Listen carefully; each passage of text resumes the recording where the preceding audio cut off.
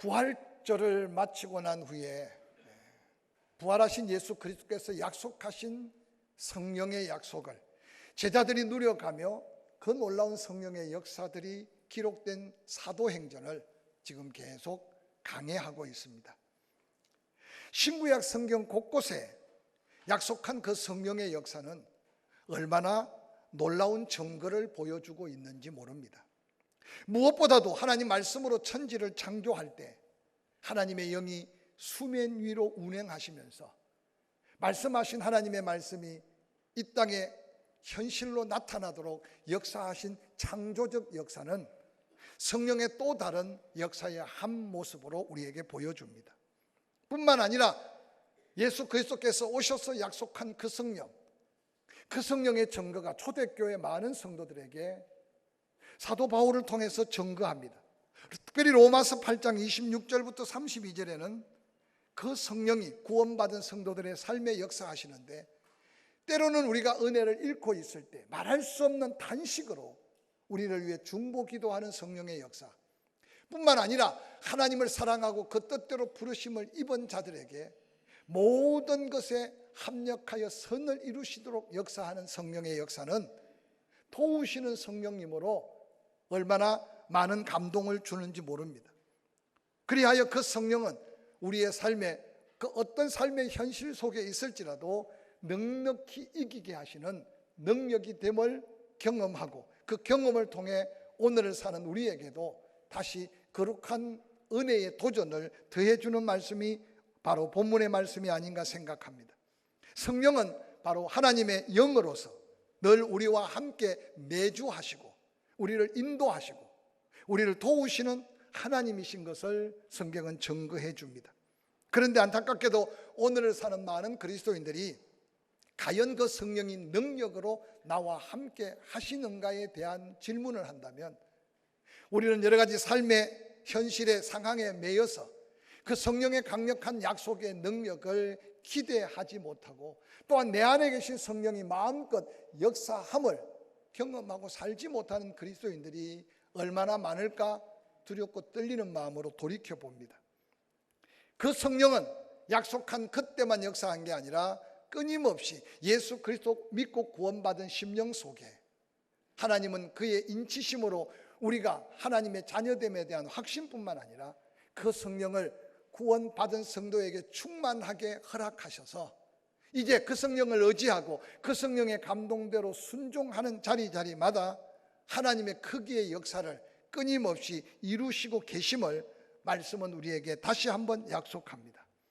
오늘 특별히 예루살렘에 약속된 성령 받은 그들이 바로 복음의 전사가 되어서 땅끝까지 복음을 향할 때, 오늘 사도행전 13장은 또 다른 안디옥 교회에 역사한 성령의 역사를 세밀하게 기록하여 우리에게 소개하고 있습니다.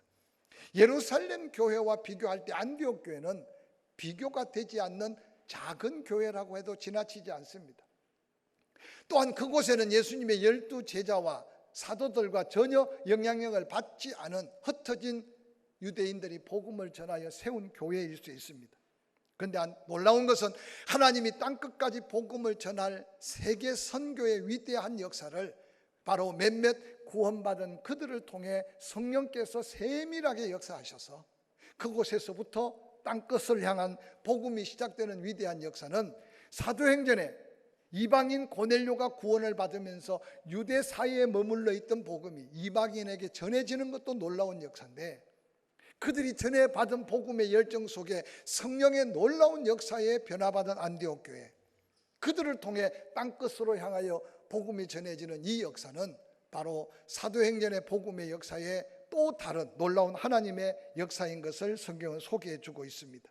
오늘 함께 읽은 본문은 이 놀라운 하나님의 계획을 이루어 가시는 성령의 오묘한 역사를 이렇게 소개하고 있습니다. 사도행전 13장 1절, 안디옥 교회에 선지자들과 교사들이 있었다. 바나바, 니게르라고 하는 시몬, 구레네 사람 루기오, 당시에 정치적 권세가 있었던 분봉왕 헤롯의 젖동생 마나엔 뿐만 아니라 도저히 예수 믿을 수도 없고 믿고 구원받을 자격 없어 보이는 사울까지 안디옥 교회 일꾼이 되었다고 소개합니다. 그들이 주를 섬겨 금식할 때 성령께서 그들에게 역사하셔서 내가 불러 시키는 일 바나바와 사울을 따로 세우라고 합니다. 안디옥 교회는 그 성령의 감동을 받고 금식하며 기도하여 바나바와 사울을 따로 세워 안수하여 그들을 선교사로 보냈다고 기록합니다.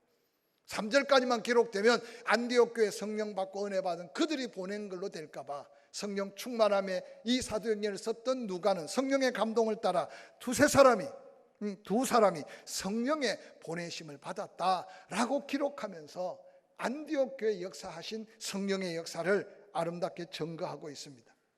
먼저 오늘 안디옥 교회에 그냥 복음을 전했더니 예수 믿고 구원받은 자들이 그렇게 은혜로 보냈다 하면 될 텐데 왜 안디옥 교회 일꾼들을 세세하게 소개하고 있는가? 그것은 그 일꾼들이 가지고 있는 여러 가지 특색들을 통해 성령의 일하심을 고스란하게 우리에게 보여주고 있기 때문입니다. 안디옥 교회는 하나님 말씀을 받아 선포하는 선지자들이 있었다고 말합니다. 뿐만 아니라 가르치고 권면하며 바로잡아주는 믿음의 일꾼 교사들이 있었다고 말합니다. 그냥 선지자들과 교사들이 열심히 섬겨서 성령의 감동대로 선교사를 파송했다고 하면 될 텐데 그들의 면면을 이렇게 소개합니다. 구보로 지금의 키프로스 섬에서 온 레인 바나바가 있었다. 그도 거기 출신이 아니라 예루살렘에서 파송된 사람이었습니다. 근데 더 놀라운 것은 니그로라고 하는 어원에서 나온 시몬, 그는 피부색이 검은 사람, 히브리식 이름은 시몬이었습니다. 바로 그는 아프리카에서 온 흑인이었습니다. 뿐만 아니라 구레네 사람, 루기오, 로마식 발음으로 루치오스인데 로마의 화려한 문화권에서 온 부유한 사람인 것으로 추측합니다. 바로 루기오가 함께 안디옥 교회에 하나님을 섬겼던 일꾼이었습니다. 또한 그 가운데 헤롯의 젖을 함께 나누어 먹었던 마나엔, 헤롯과 같은 유모에게 길러진 사람, 정치적인 배경으로 당시에 상류사회에 살던 사람이었습니다. 그 가운데 특별히 예수 믿는 사람들을 모조리 잡아 옥에 가두고 핍박했던 사울까지 함께 주를 섬기고 있는 안디옥 교회 일꾼들의 모습은 그냥 우리가 이름 하나하나 불러가면서 지나가는 이름이 될 수 있겠지만 성령의 역사가 아니고서는 같은 마음 같은 뜻을 가질 수 없고, 아니 성령의 강권적인 역사가 아니고서는 그들은 예수 믿을 수도 없고 또 믿고 구원받아 함께 사명을 감당할 수 없는 사람들이라는 사실을 본문은 우리에게 보여주고 있습니다. 당시에 초대교회도 성령의 역사 속에 유대주의에 빠져있는 그들과 교회마다 분쟁이 많았습니다.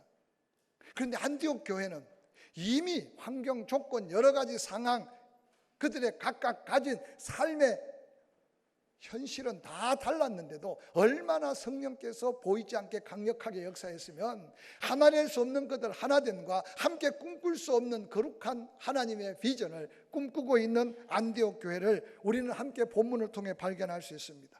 오직 성령이 너희에게 임하시면 너희가 권능을 받게 될 것이다.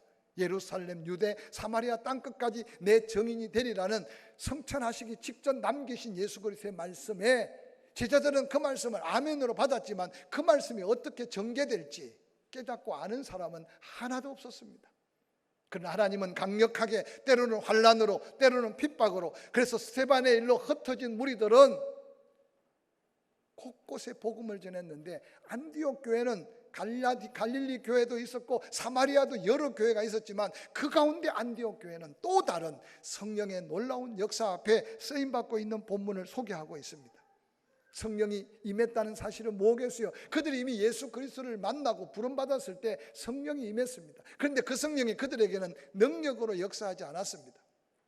오늘 이 말씀을 듣는 저와 여러분들에게도 언젠가 예수 그리스도를 구주로 영접했다면 예수 그리스도를 영접한 게 내 의지적인 결단으로 된 것 같지만 이미 하나님이 나를 부르시고 택하신 가운데 성령을 내게 보내주셔서 그 성령의 능력 안에서 하나님을 하나님으로 믿게 되고 예수 그리스도가 나의 주님이심을 고백하게 되고 예수 믿지 않는 게 죄임을 성령께서 깨달아 회개하게 하고, 할렐루야.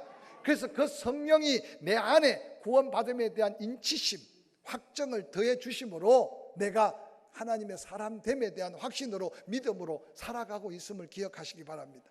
그런데 처음 내게 성령을 인치실 때, 아니 내 안에 예수 그리스도를 영접함으로 내주하시는 예수 그리스도와 함께 성령이 내 안에 내주하실 때는 충만한 상태였어요. 그래서 처음 예수 믿고 은혜 받을 때요, 얼마나 감격스럽고 얼마나 기쁨이 충만함이, 얼마나 은혜가 충만합니까? 근데 어느 날 세상 속에 그 충만했던 성령이 때로는 탄식함으로 바뀌어질 때가 얼마나 많은지 모릅니다. 그러나 성령의 탄식함도 은혜라는 사실을 사도 바울은 로마서 8장에 말하고 있습니다. 낙심하지 말아라, 절망하지 말아라, 실망하지 말아라. 하나님이 너를 택하고 네가 예수 믿는다면 그 어떤 나락에 떨어져도, 그래서 사방에 우겨싸임을 당하고 답답한 일 만나고 거꾸로뜨림을 당해도 반드시 하나님의 은혜 안에 회복케 하신 능력이 있다고 약속하고 계십니다. 오늘 그 성령으로 인하여 탄식하심으로 우리를 회복시키는 성령을 다시 한번 기억하시기를 주의 이름으로 간절히 축원합니다. 뿐만 아니라 그 성령은 우리 안에 내주하시면서 우리를 도우십니다. 우리에게 능력을 더하십니다. 그래서 성령이 임하는 그 순간 내 안에 내적 변화가 일어납니다. 사울이 바울 되듯이, 베드로가 하나님의 사람으로 당당하게 서듯이. 그래서 여러분, 그 변화는 너무 다양해서 어떤 변화가 진정한 변화일지 모델이 없을 정도로 변합니다. 그런데 성령이 내 안에 내적 변화가 일어난 사람들은 그 성령의 감동대로 순종하기만 하면 성령께서 역사를 이루시는데 놀라운 복음의 영향력으로 역사한다는 사실을 기억하시기를 주의 이름으로 간절히 축원합니다. 성령은 이미 우리 안에 계시다는 사실을 기억할 때 로마서 8장 1절은 사도 바울은 그렇게 외칩니다. 이제 그리스도 예수 안에 있는 자에게는 결코 정죄함이 없다. 이는 그리스도 예수 안에 있는 생명의 성령의 법이 죄와 사망의 법에서 너를 해방시켰다. 그래서 우리는 죄에서 자유하고 죄와 상관없는 하나님의 의롭다 칭함을 입은 후에 거룩한 구원 앞에 있다는 사실을 바로 성령 안에서 얻는 하나님의 놀라운 선언이요 자유임을 기억하시기 바랍니다. 뿐만 아니라 고린도전서 12장 3절에는 이렇게 말합니다. 내가 너희에게 알리노니 하나님의 영으로 말하는 자는 누구든지 예수를 저주할 자라 하지 아니하고 또 성령으로 아니하고는 누구든지 예수를 주라 할 수 없다. 지금까지 여러 가지 어려운 위기가 많았지만 그래도 하나님이 지켜주시고 믿음을 지켜왔다면 내가 믿음을 지킨 게 아니라 내 안에 성령께서 그렇게 나를 지켜주셨다는 사실을 사도 바울은 다시 한번 도전하고 있습니다. 사랑하는 성도 여러분, 성령의 역사에 순종한 복음의 전사들, 그들은 위대한 변화를 일으켰는데 안디옥 교회 선지자들, 교사들, 특별히 바나바, 니게르라는 시몬, 구레네 사람 루기오, 분봉왕, 헤롯의 젖동생 마나엔, 특별히 변화될 수 없고 믿을 수 없는 사람 사울이 바울 된 것은 얼마나 놀라운 성령의 역사인지 모릅니다. 사랑하는 성도 여러분, 바로 이러한 상황 속에 오늘 바나바와 바울은 이제 성령의 은혜 안에 파송을 받게 됩니다. 놀랍게도 그들이 복음을 전하고자 할 때에 하나님 앞에 보냄을 받았는데 실로아노에서 배를 타고 이제 바로 바나바의 고향 구브로 섬에 첫 복음을 전합니다.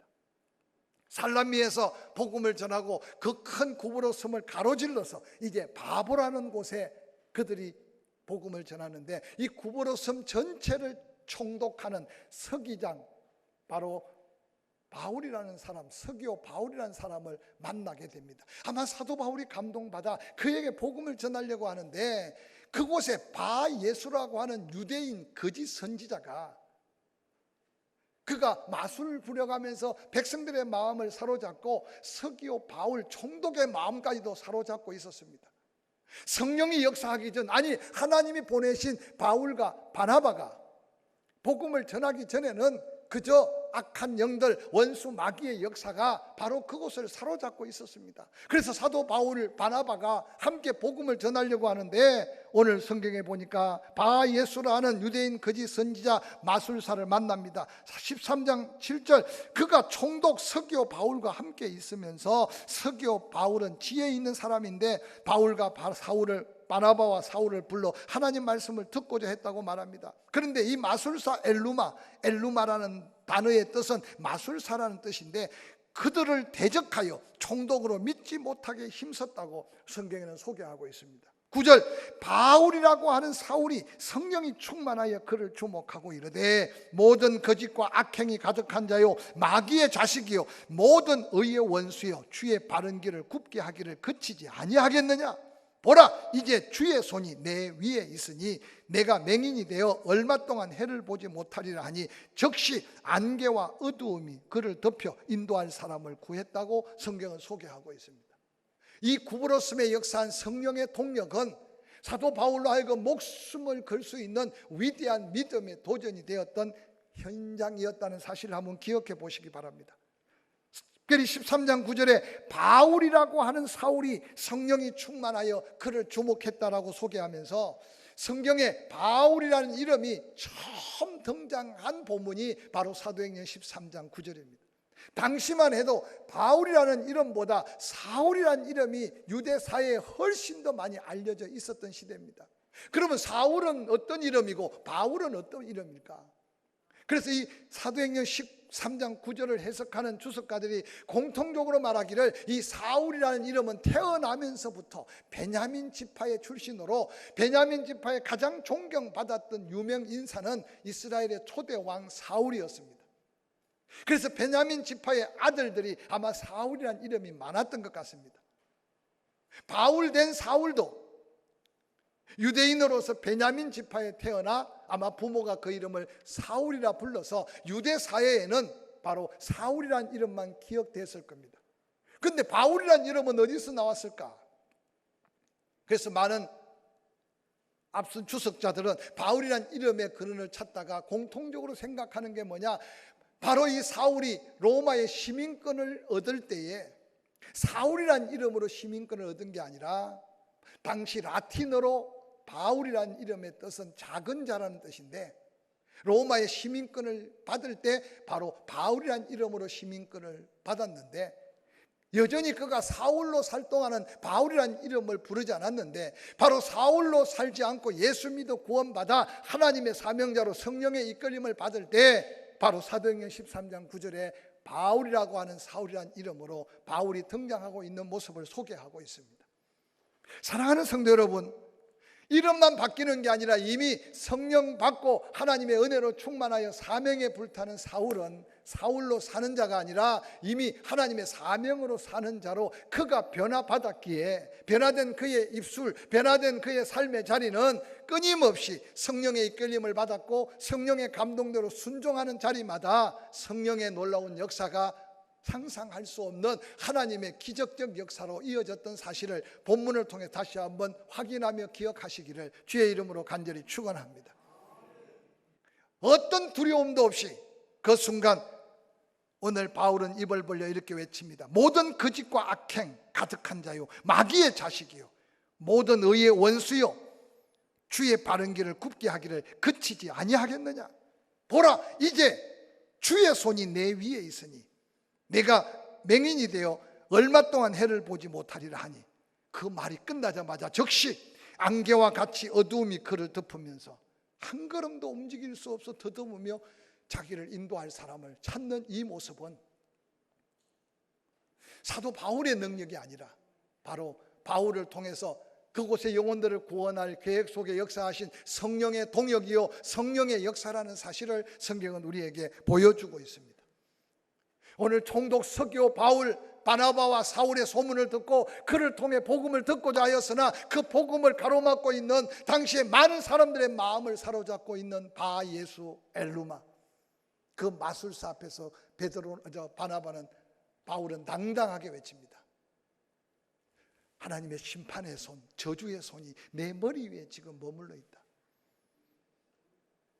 여러분 복음 전하는 믿음의 사람들에게 주의 손이 함께 할 때는 복음이 구원의 역사로 치유의 역사로 기적의 역사로 일어났는데 어리석게 하나님의 복음을 가로막고 복음 전할 하나님의 사람들을 가로막고 있는 그 어리석은 자의 머리 위에는 심판의 손, 저주의 손이 그 위에 얹혀져 있었다고 바울은 바나바와 함께 명확하게 선포하고 있지 않습니까? 사도 바울이 사랑하는 성도들을 권면할 때 초대교회 그들을 향한 메시지들을 한번 보십시오. 바울 서신 1장에는요 사도 바울의 간절한 소원이 항상 담겨 있어요. 바울의 소원은 공통적으로 담는다면 좀 제발 영안이 열려서 영적 지혜를 가지고 하나님의 뜻을 분별하고 하나님의 귀한 은혜를 함께 누리기를 원한다. 내가 그걸 위해서 간절히 기도한다. 이게 사도 바울의 공통적인 기도의 제목이었습니다. 저는 이 아침에 사랑하는 여러분들을 향해 외칩니다. 내 안에 계신 성령이 어떻게 역사하는지 영적으로 좀 민감해서 성령의 감동하심과 성령의 말씀하심이 깨우쳐져서 좀 영안이 밝아지고 하나님의 뜻을 분별해가며 성령의 감동대로 순종하는 그 자리에 역사하시는 성령의 능력이 나의 삶에 어떻게 위대한 변화를 일으켜 가는지, 그 변화가 감격이 되고 감사가 되고 능력이 되는 능력 회복의 역사를 도전하는 이 한 주간이 되기를 주의 이름으로 간절히 축원합니다. 혹이라도 하늘의 평안을 잃어버리고 어디서 잃어버린지 모르게 갈등과 번민과 고민으로 살고 있지 않습니까? 육신의 건강에 대해서는 민감한데 영적인 건강에 대해서 민감하지 않아서 기도를 해도 기도가 안 되고 찬양을 불러도 하나님 앞에 드려지는 찬양이 제대로 되지 않고 말씀을 들어도 그게 내게 믿음으로 와면이 되지 않는다면 다시 한번 우리 심령을 다시 한번 드러내고 하나님 앞에 은혜를 구하는, 그래서 성령의 민감한 반응 속에 성령의 감동대로 순종하는 걸음에 그 성령이 충만한 내 심령을 회복하는 은혜를 누릴 수 있기를 주의 이름으로 간절히 축원합니다.